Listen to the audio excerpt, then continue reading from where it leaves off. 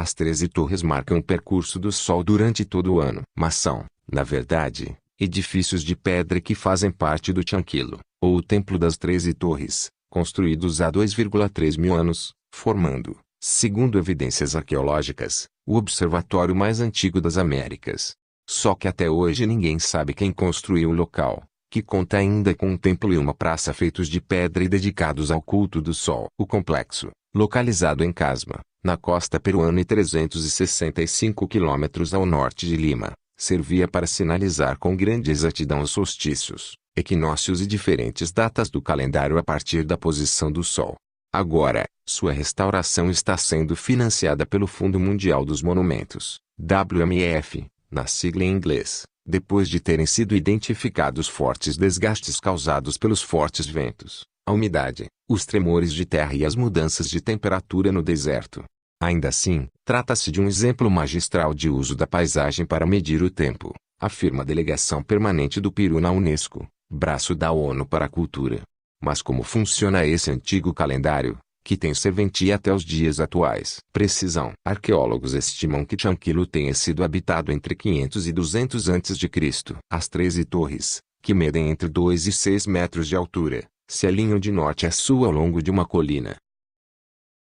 Ainda é possível identificar solstícios e equinócios a partir das 13 torres. Em 21 de dezembro, quando ocorre o solstício de verão no hemisfério sul, o Sol surge à direita da primeira torre, na extrema direita. À medida que os dias passam, o Sol se move entre as torres rumo à esquerda. Pode-se calcular a data ao ver qual torre coincide com a trajetória dele ao amanhecer. Em 21 de junho, solstício de inverno no sul, o Sol sai pela esquerda da última torre na extrema esquerda e vai se movendo rumo à direita, para voltar a iniciar o ciclo no dezembro seguinte. Os habitantes de Chanquilo conseguiam determinar a data com uma precisão de 2 a 3 dias, diz o WMF. Os astrônomos das 13 torres tinham ao menos 2 pontos de observação, um para o amanhecer e outro para o pôr do sol. Mas é possível que haja ainda mais locais, crê o arqueólogo Ivan Gazi, diretor do Museu Nacional de Arqueologia e História do Peru e diretor do chamado Projeto Chanquilo.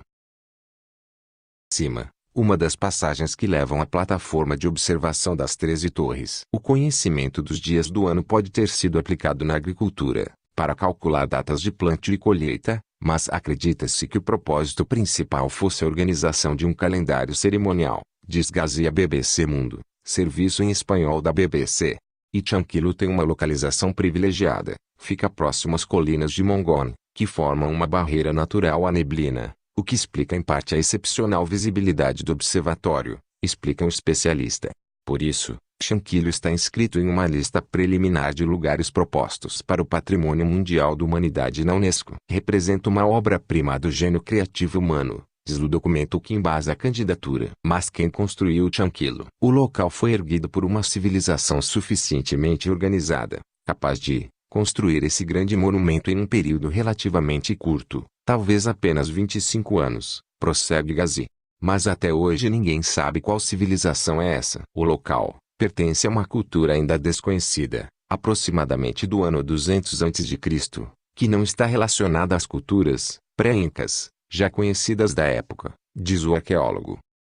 Acredita-se que esta parte fosse destinada à proteção do local, que acabou sendo pilhado por um culto rival. Para que essa civilização receba um nome, ele diz que ainda é preciso saber muito mais sobre seu meio de vida, religião, idioma etc. Por enquanto, temos apenas a informação de que faziam o culto ao Sol. Para o WMF, Chanquilo indica que o culto ao Sol existia nos Andes cerca de 2 milênios antes do já conhecido culto solar, ao deus Inti, do Império Inca.